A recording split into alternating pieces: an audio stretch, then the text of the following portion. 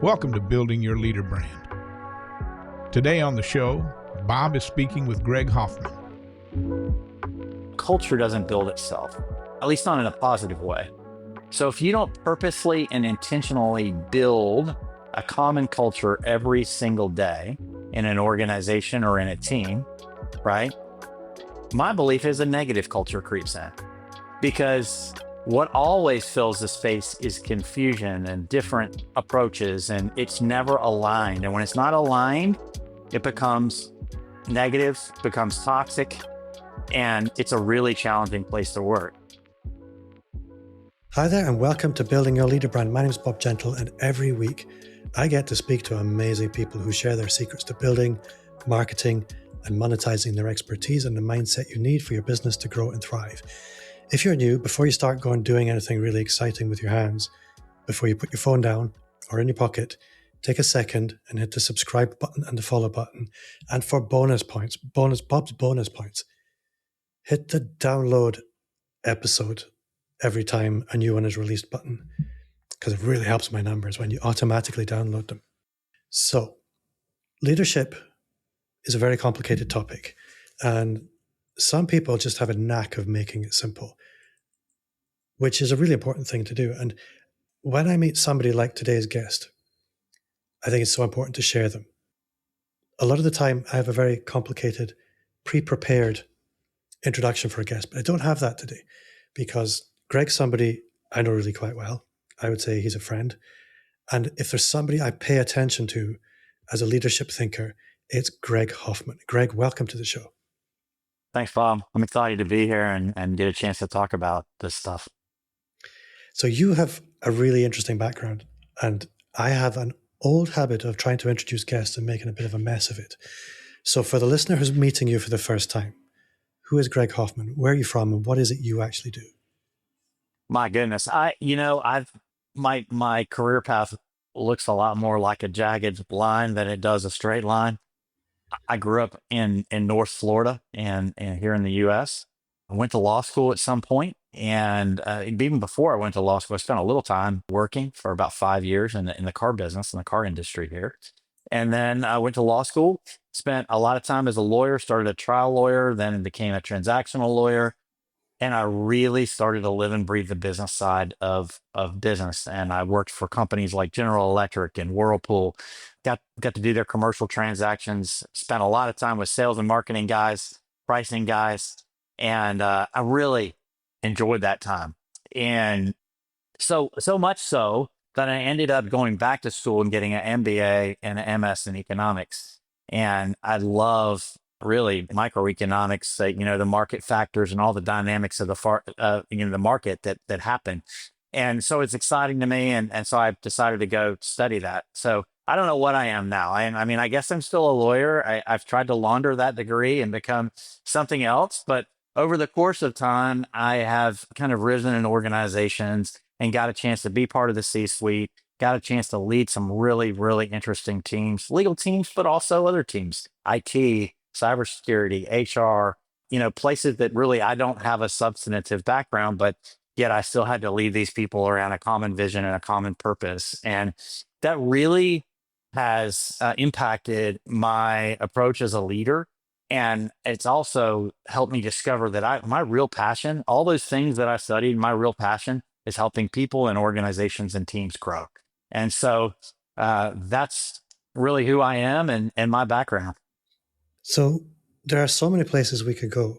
And I think it would be remiss of me not to maybe begin with is I meet a lot of leadership adjacent people. And the one thing that really stands out with you is your outrageous capacity to execute on things. At the moment, as you mentioned, you've had lots of corporate roles, and now you are essentially starting your own company. And when you described this to me offline, the vision was uniquely big. And a lot of people would go from the corporate space directly into consulting and things like this. You chose not to do that. We can get into talking about your specific leadership philosophy and frameworks and things like that. but I'd love your rationale for why you decided to go this particular route, to go big, I'm going to call it. Yeah, well, I mean, part of it is I think I'm very entrepreneurial and I like to try different things. And maybe some of it is every now and then a blind squirrel finds a nut. And, I think I was trying a bunch of different things, including thinking about the consulting space and how to build out in that area. But at the end of the day, I'd written this book over the last 2 years. And through that process of writing this leadership book, and we can get into that in a minute and the background for all of that and whatever, but through that process, it became really apparent to me that out of that book could come a leadership development program that could really change the approach to leadership development programs. And so I decided to go build that as a product. And over time, and really even just recently, it's really become clear to me that that's the space where I need to focus. And as much as I enjoy helping people and consulting and those types of things, that's not the real opportunity. The real opportunity to help people is bigger than that and broader than that. And I can scale that through distribution with other, leadership development firms and folks like that. So I'm pivoting that approach, even as we speak, Bob, to really get to where Performance Through People, the book, and Performance Through People, the leadership development program that's launching later this summer, is the focus of this business. And man, the excitement around it is really cool to see. So I'm going to ask what my policeman friend would call the daft laddie question. Why does the world need another leadership book? What is it? I have a feeling I know the answer to this, but I'm interested in your perspective because you're not somebody who's going to write another book for the sake of writing a book. Yeah, it's a great question. And that I've thought a ton about how to sum this up in a few words. And here's the answer. My approach helps people understand the how to build an environment where the conditions for success are present. It leads to a high trust environment, and that high trust environment leads to high employee engagement, high performance, high results, and people that can knock the cover off the ball, whether it's a team or an organization. But it's the how that differentiates what I do and a lot of other leadership development programs. And I've been through a ton of them. People have spent more money on developing me as a leader than I deserve. Great programs, General Electric, Whirlpool, big companies, Daimler. And a lot of those programs do a great job of describing what not so good looks like and what really good looks like, and then puts the team through some exercises. But when people go back to work on Tuesday or Monday, a lot of that stuff just lives in a drawer and it doesn't become life inside the organization or the team. And so my passion is to help people operationalize this stuff. And that's what's different about my program. The book really kind of walks through a parable approach of how to do it, but then the program itself not only helps people understand the how, it actually allows people to work with their real team members. They do real exercises. They come out with a real execution plan. So the program's designed to actually help people change what's happening in their organization, not just walk away with some knowledge about how to be a better leader. And I think that's a huge gap in leadership development today. I'm curious on your perspective. I think in order for a company to change, individuals have to change. And individuals are notoriously difficult to change. And obviously, you've walked me through your frameworks and things like this in the past. But the operationalization of leadership training, by definition, would suggest that there are frameworks and structures that can catalyze change on the individual level. What does that actually look like? Yeah, well, I think, first of all, there frameworks and structures, there's a million of them. And there has to be some framework, right? But operationalizing that framework looks different. So I want to get back to the book in a minute and make sure that we come back to the book, but let me run you through the framework really quick. There's really 5 elements to the framework, and I'm going to talk about it in context of both the book, where it plays out through story, and the program, where it plays out through learning and experience. But number one, the very most important thing is you've got to have a leadership first mindset. That's our first module in the PTP program. It's a concept that's talked about in the book by Lauren, the CEO who takes over this company and starts to turn it around. You got to have a leadership first mindset. And so to your point, Bob, you got to want to change. You got to lean into it. You got to do leader work. And so many leaders are distracted by the urgent that's happening in front of them, firefighting, getting their technical work done, all of those things. Leader work's a different thing. And you got to, first of all, understand that leader work is a leader's most important job. And so we really lean into that, both in the book and the program, and try to get people thinking about, how do I come in the door every day asking, what do I need to do to lead today, to lead the team, to lead the organization, to lead our purpose, to lead our values, all the things, right? What do I need to do to lead today? Not, if you're an engineer, what code do I have to write? Those are two different things. And so that leadership first mindset's a big deal. It's foundational to making the change. Secondly, there are really two major conditions that have to exist for a high trust environment where you can really empower people. The first one is operational clarity. And through our program and through the book, this plays out in the form of what I call purpose architecture. And I learned that from a person who's really been influential in my leadership development journey, Lisa Zingari. And she is amazing with purpose architecture and helping companies find their purpose. And so when I say purpose, I don't mean really the architecture. It's not just the purpose. The purpose is, the why. Why are we all here every day? But in a purpose architecture, there's four main elements. One is the why, the purpose, but the second is the vision. Where are we going? Vision answers the question, where are we going as an organization? A purpose should largely be evergreen. A vision is probably 5, 10, 20 years. It depends on how long your business cycles are, but you should review it pretty regularly and make sure that your vision remains set. But a vision is where you're going. Then you got to have the success formula. The success formula defines, how do you know that you're on track to achieving your vision, right? What matters? What do we measure as a company that matters, that we know if we do these things, it will get us to our vision? And then the fourth is our values or behaviors. And really that answers the question, how do we all treat each other around here on our journey, right? And when you get that level of operational clarity in place and operationalize it, not just hang it on the wall or throw it in a drawer or hang it on a cube, but you actually operationalize it, which is what Lauren does in the book through stories. She operationalizes this.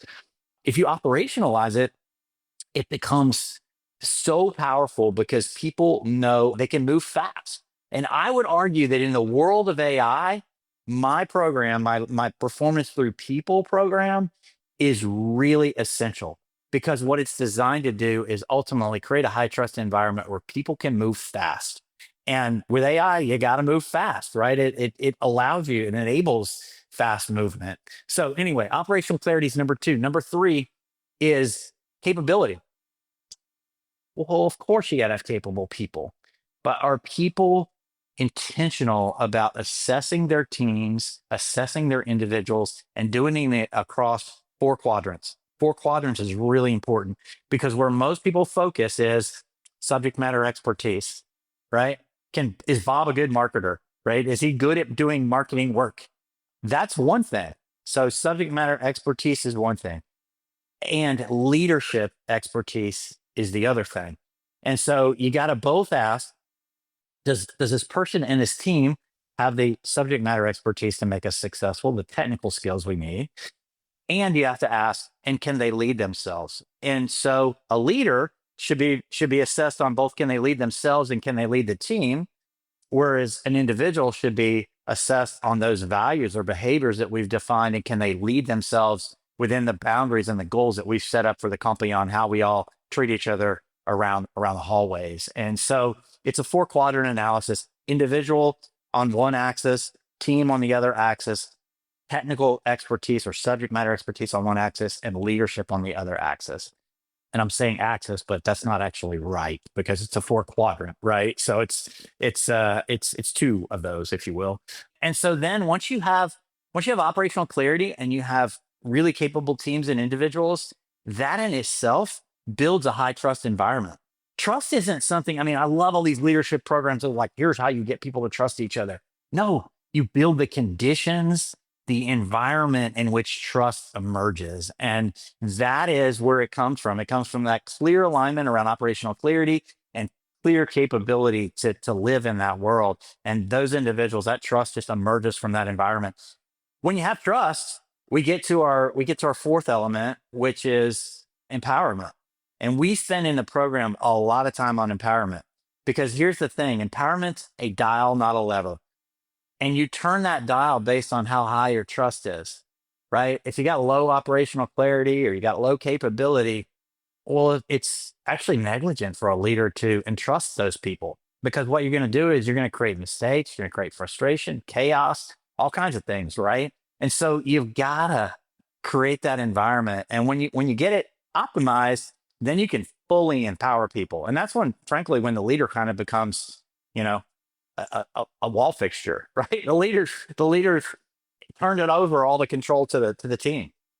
And that really brings us around to the fifth thing, which is I call impact. And so back to leadership mindset, what I want people to do is be intentional about setting the conditions for success and building the environment where teams thrive. And so then the question becomes, if that's the impact we're looking for, did we get it? And so impact becomes a feedback loop. And what the program teaches people to do is not just look at, why did we miss our sales numbers? Did this competitor kick our butt? Or, why did we have this cyber breach? Or why did we, whatever the thing was, we asked them to look back at the system and ask, is there something that in the system, was there lack of operational clarity? Was there, lack of capability? What was missing? And I'll give you a really good example. You have a cyber breach. I mean, it's easy to blame the Russian hackers, right? But those people got in somewhere and there was a vulnerability. So did we create an environment where people felt they could raise that vulnerability and talk about it? Because you can't prevent cyber breaches, right? You can't. I've led these teams, and you can spend all the money that's on the planet and somebody will figure out a way around. But the real question you always ask is, do we know about the vulnerability and then we make a conscious choice to address it or not address it? And, you got to have a trusting environment where people have some level of psychological safety to raise those issues. And if you have good operational clarity and you have good capability, your trust should be at a level where people are not afraid to raise risks and talk about them. And so, that's just an example off the top of my head, but there's many, many examples in the book where that level of trust doesn't exist and operational risks can get buried. And those operational risks impact product launch and things downstream that get tech debt that builds up in the product. And, that again, it's an innovation killer when you have that kind of environment. So those are the 5 elements of the program. And I'll run through them one more time: leadership first mindset, operational clarity, capability, empowerment, and then impact.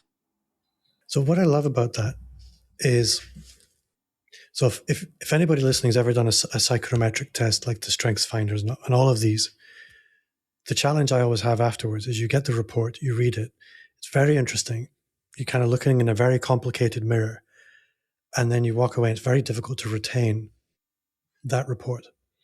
And I had Nick Smith on talking about the Game Changer Index, which is, for me, one of the best I've ever experienced, because I can retain and continue to retain, not just the looking in the mirror, but I can see how this applies very quickly to other people in their situations. What you've just described gives me a very similar experience. It is so logical and clear and representative of reality that I can immediately see situations that I've been in. And diagnose isn't quite the right word, but I can see where things went wrong and how they could have been adjusted very, very quickly by using these, I hate to say very simple levers. Obviously, every single one of those levers have a million buttons on it, but you know what I'm talking about. And when I see somebody who brings that level of simplicity to something, what I'm actually seeing is a craftsman at work. It's like whenever you have a carpenter in and you want him to do something and he just makes it look embarrassingly simple. It's only embarrassingly simple for him because he spent 30 years learning how to do that thing. It's that level of virtuosity in a topic that makes it look easy.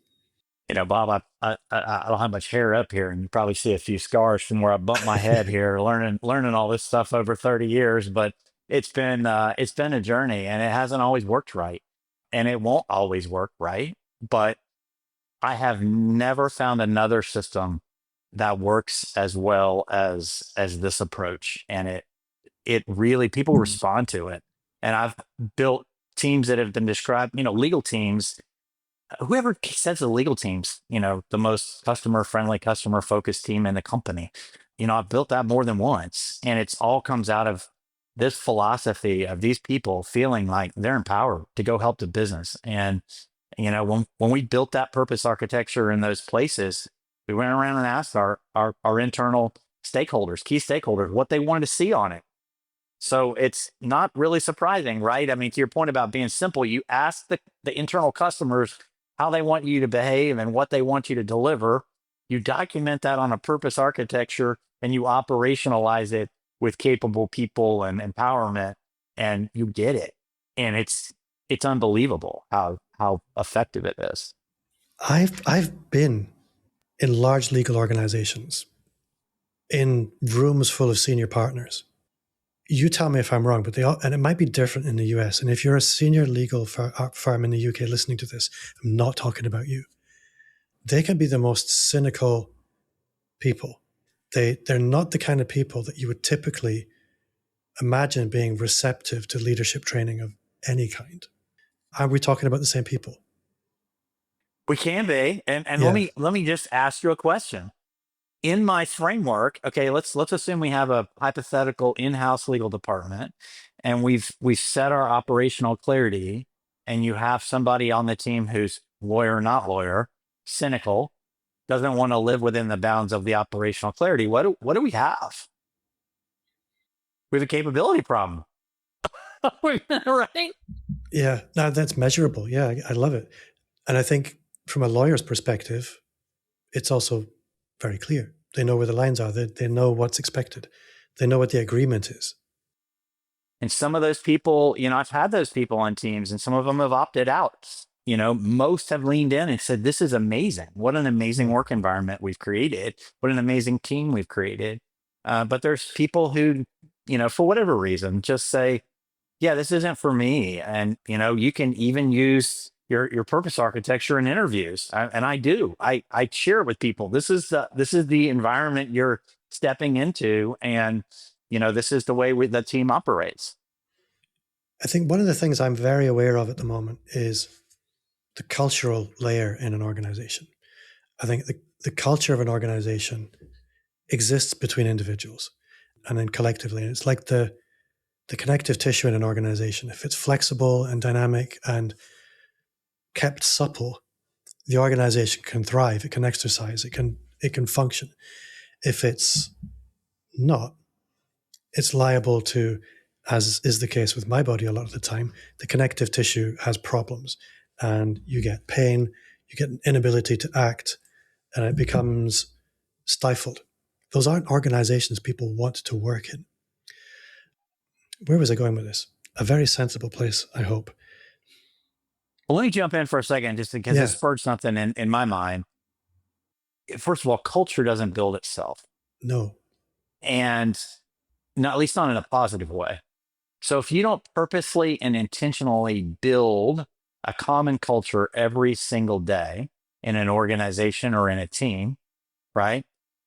My belief is a negative culture creeps in, because what always fills the space is confusion and different approaches, and it's never aligned. And when it's not aligned, it becomes negative, becomes toxic, and it's a really challenging place to work. So that's back to that leadership first mindset. And I've kind of intentionally avoided the word culture in all of my stuff. And it's not because this isn't about culture.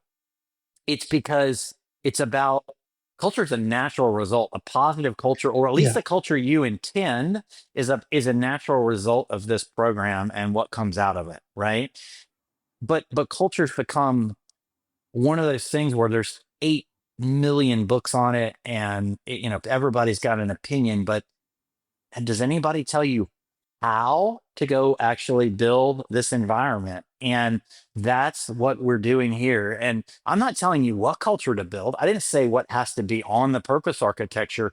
There's a whole process to that. And it's a long, hard, arduous process of a couple of days of people in a room and bantering about. And it all plays out in the book, right? You actually get to watch this play out in the book.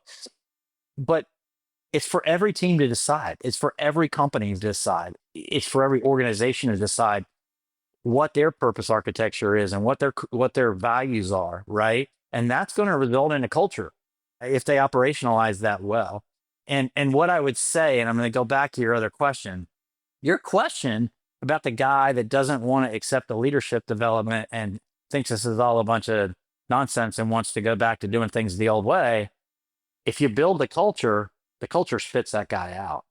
Yeah. He either opts out, self-selects out, right, or you have to exit that person. But you have a capability problem where that person's not capable of leading themselves inside the culture that you've built and executing on your values. I think if you're going to have more than one person in an organization, you're going to have a culture, whether you like it or not. Yeah, 100%. And I think culture in an organization is a lot like the weather in a planet. It's kind of dictated by the geography. Culture in an organization is very similar. Culture is dictated by the behaviors and expectations of a leadership team. And when you were speaking about culture failures or looking at the cybersecurity breach, for example, I've had very brief holidays in my life where I've worked inside of other people's organizations. And yeah, you can have a negative culture, but you can also have an absolutely ambivalent culture where it's neutral. That's a terrible thing as well. It is. And particularly in an increasingly virtualized, automated world where people are feeling more and more vulnerable and more commoditized.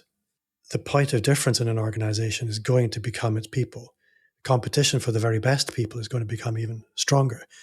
And where people feel like they can move to another company for $1 more, you have a huge problem.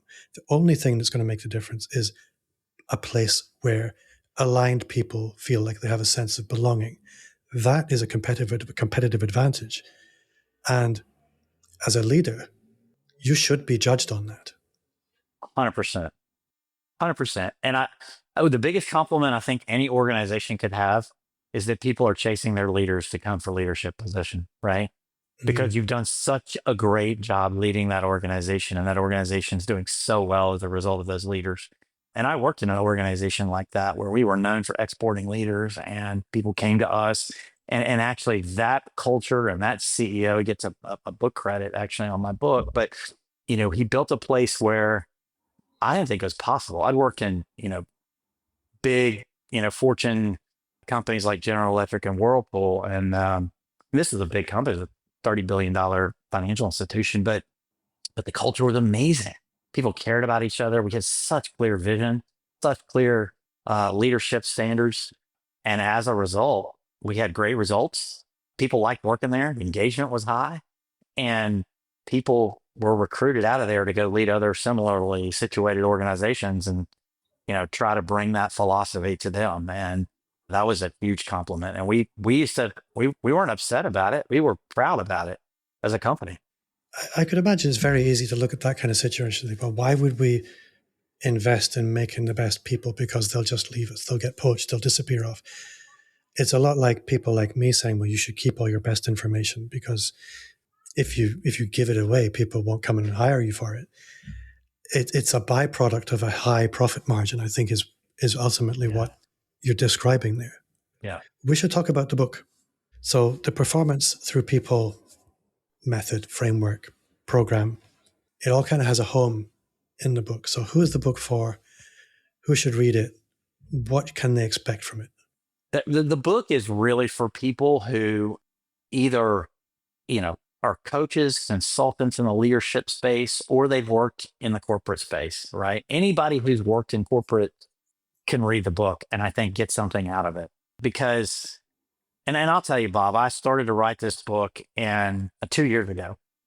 And, it was sounding a whole lot like a textbook, right? I wrote a couple of chapters and it was kind of instructional, and frankly I'm uncomfortable with that anyway. I don't like kind of being the expert in the room, if you will, on stuff like that, and just telling people kind of what my thoughts are. I pivoted at some point and decided to write it in a parable style, and when I did that, it just seemed flowing out. And I realized I had all these experiences over 30 years where I'd sat in meetings and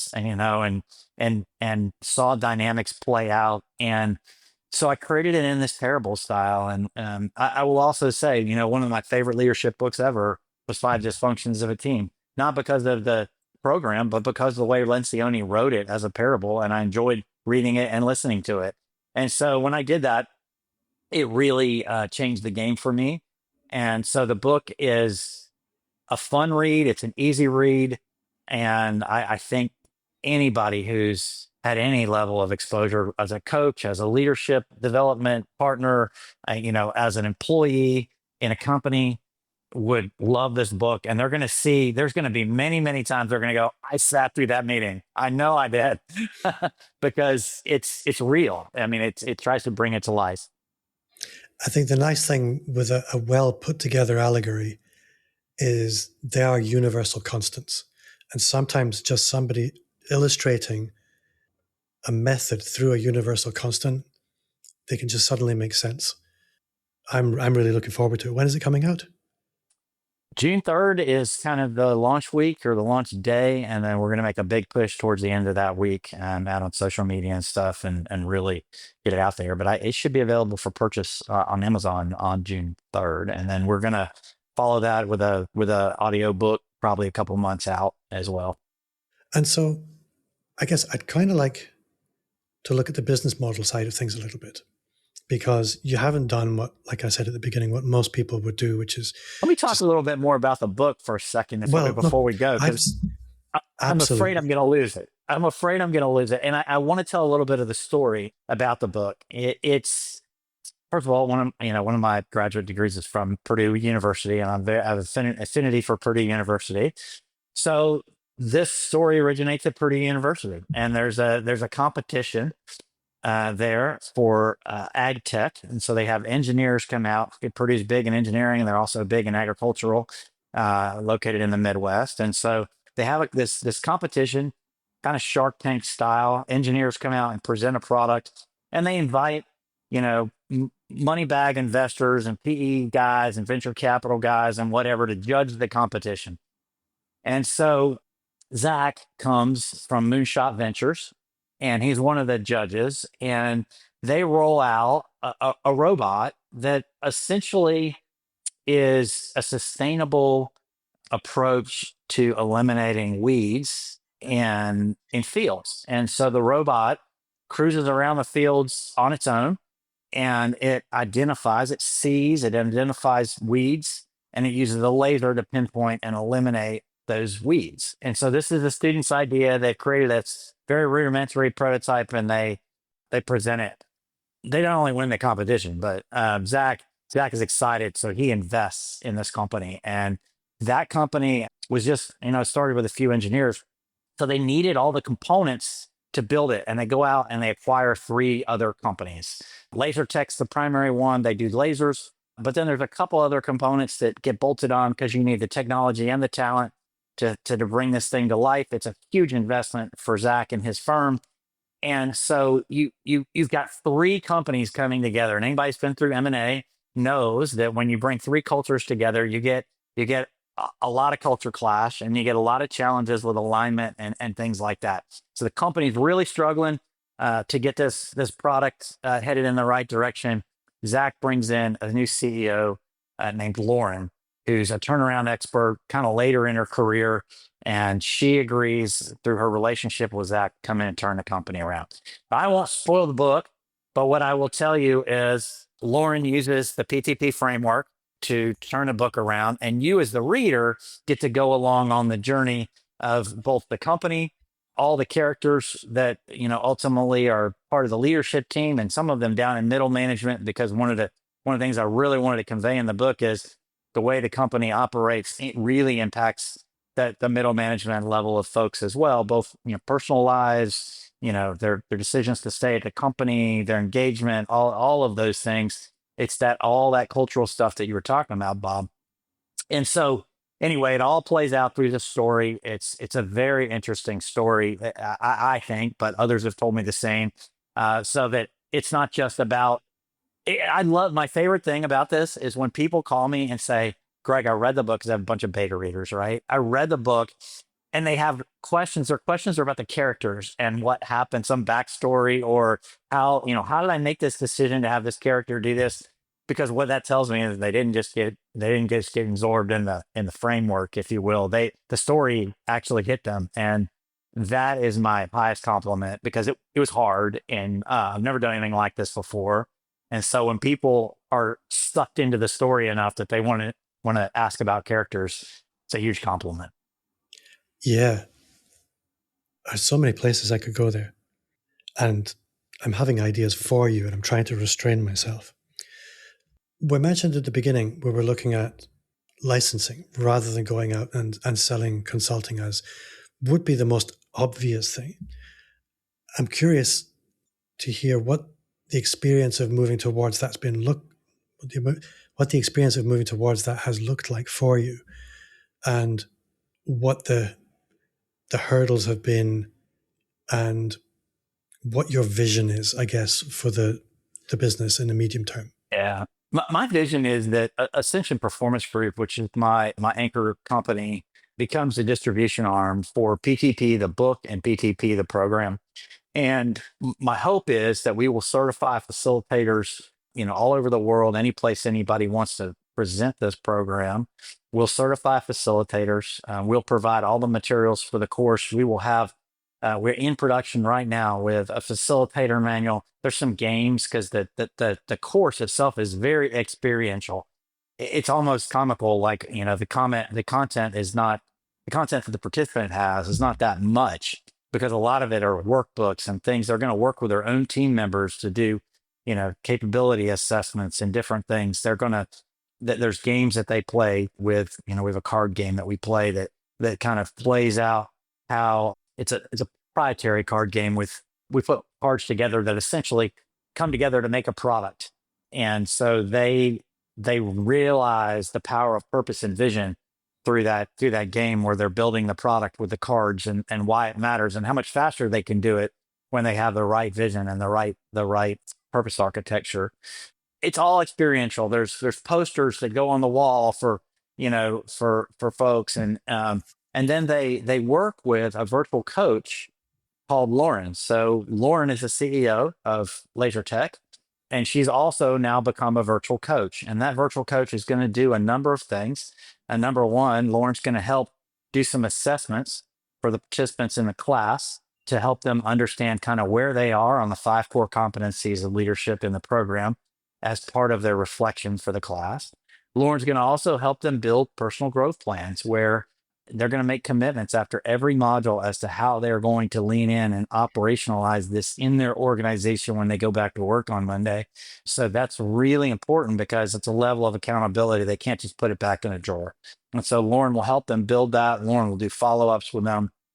Lauren is also going to be a virtual coach, where she's available for consultation through chat using the framework, the programs, and concepts that we teach in the class to help the people troubleshoot problems. Hey, I'm having this problem on my team, and Lauren will help them troubleshoot it, which is really great, because I try to solve 2 problems with that, Bob. One, the accountability problem, right? The problem that people get training and they don't actually go back and operationalize it.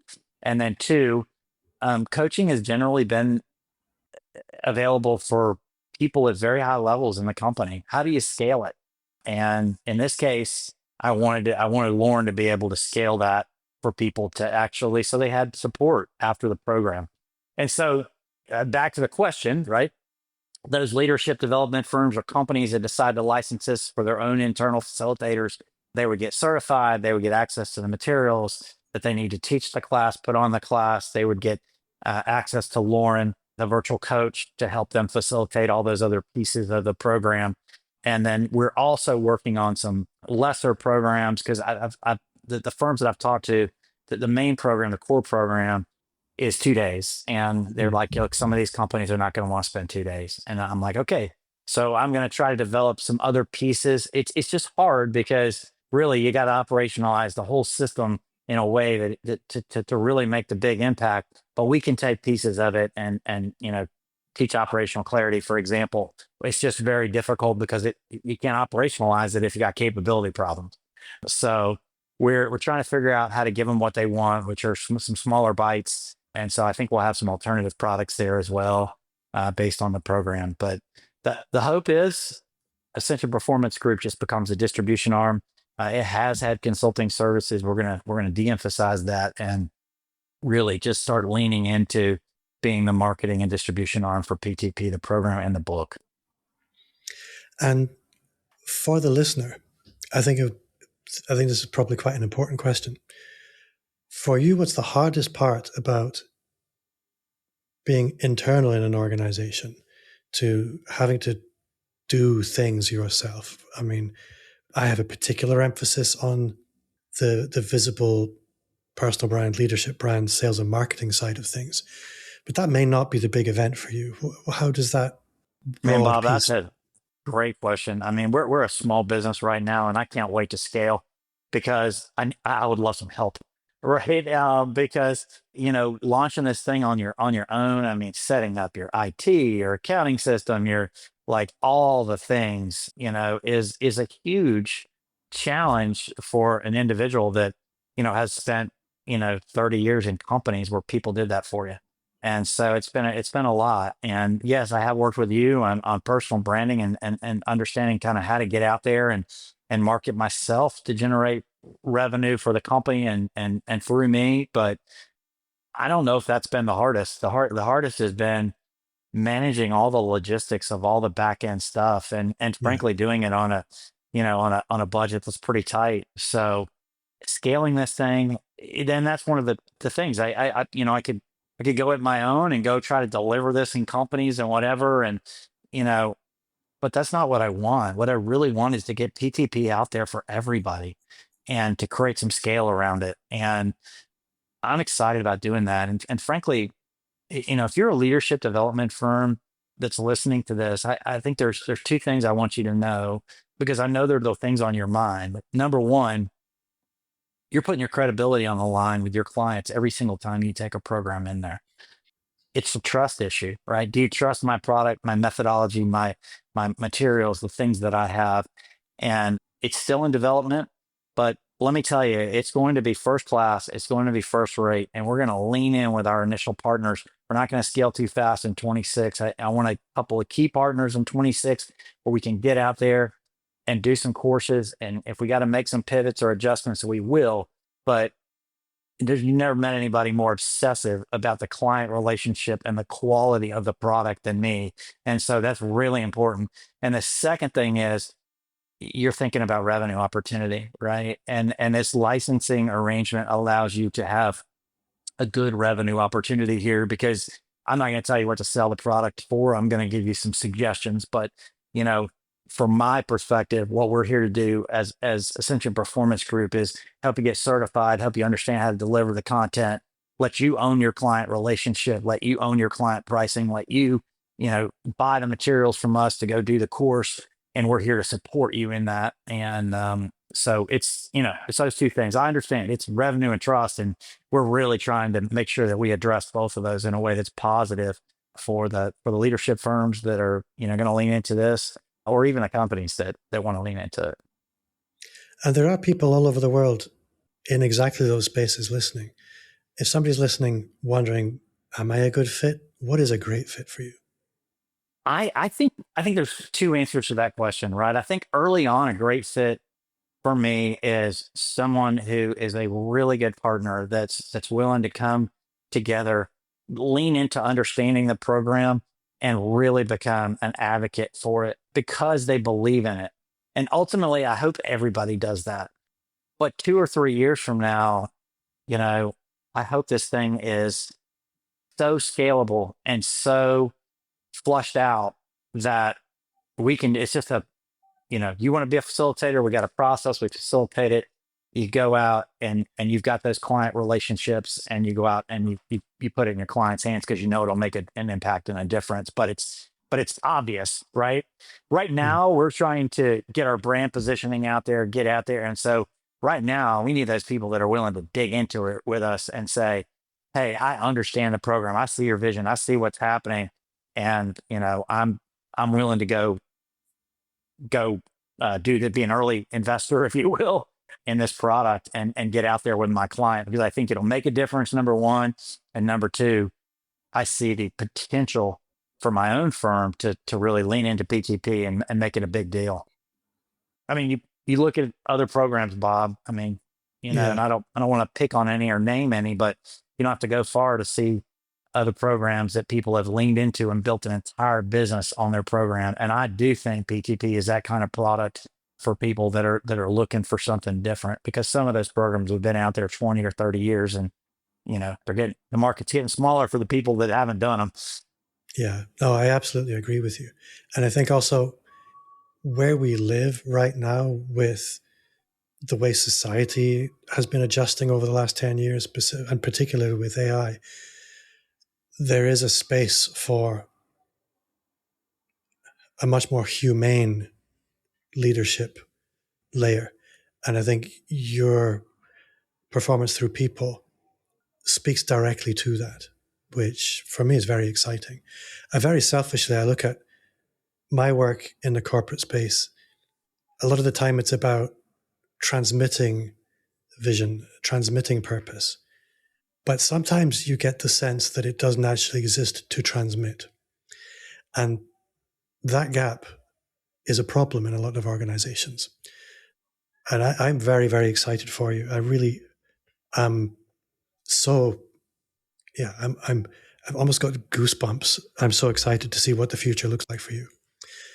There's a few names that popped into my head as we've been speaking that I want to connect you with. But we need to get into your 3 amplifiers. So these are 3 things listeners can go and do, take action on, read, listen to. It could be anything from your favorite podcast through to a framework, through to everyone should meditate or hug a tree. No rules. Greg Hoffman, amplifier number 1. First of all, care about and care for those people around you. That's really important to me. And it really is at my core of who I am. I went through a executive coaching a couple of years ago, and it was different from everyone I ever did. And I found out my personal purpose, right, at a very high level on a scale of like 0 to 100, like 90%, is that I have to have a moral platform.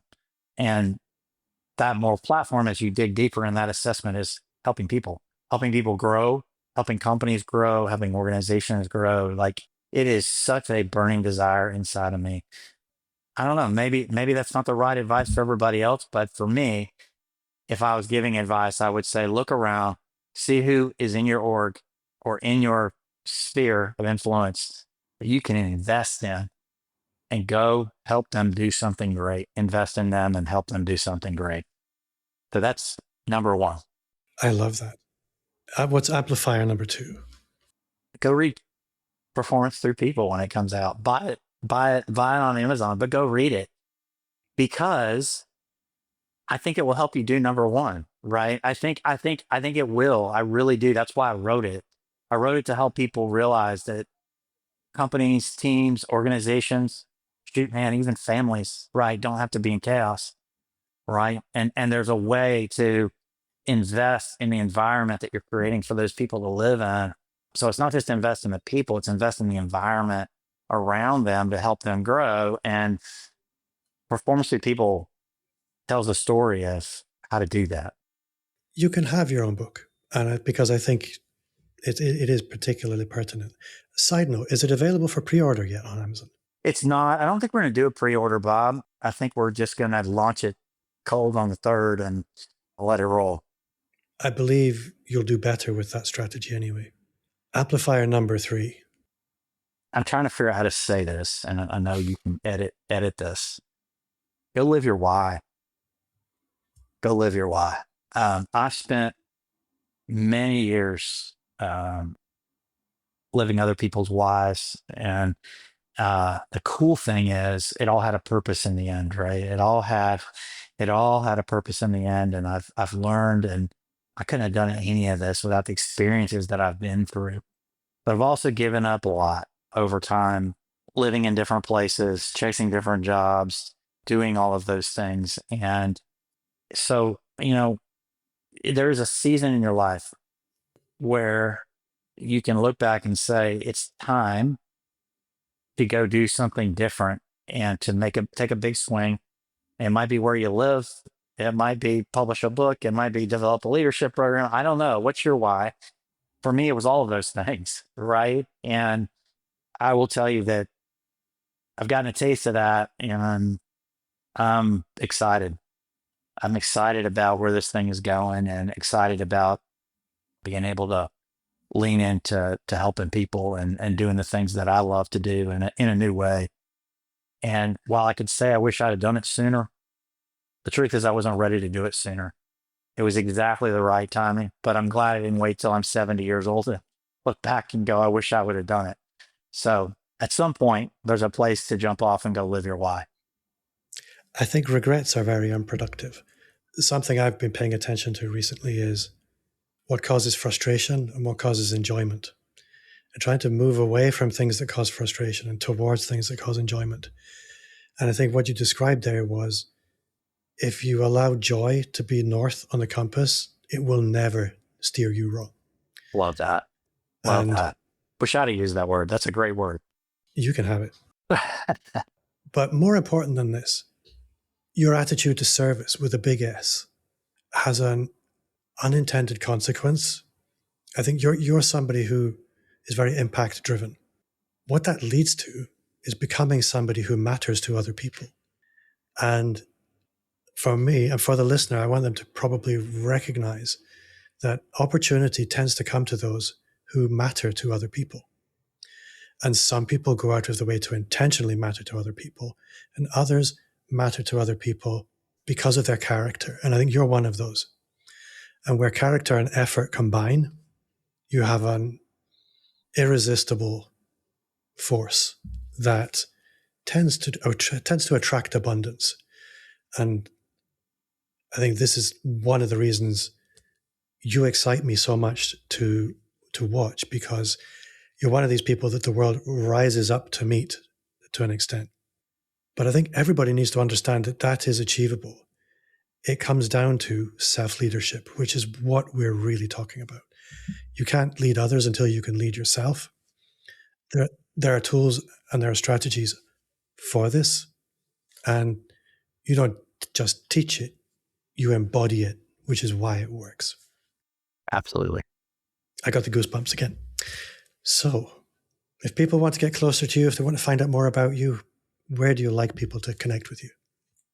Yeah, I mean, shoot me an email, greg@ascensionpg.com. Always happy to chat with you there. Catch me on LinkedIn. I'm out there all the time as well. And then on my website, ascensionpg.com, which I have to tell you is undergoing some transformation. There's a PTP section on there, but the book hasn't even launched yet. We're 2 weeks out. And as the book launches and as the program gets closer, that website's going to very much transform, and you're going to see that it take a PTP branding approach, and some of the consulting stuff that I've been doing is going to kind of take a back seat on that website. So it's a good thing we don't print websites. Right, for sure. So that does bring us to the end of another episode. A nice gentle descent back down to the ground.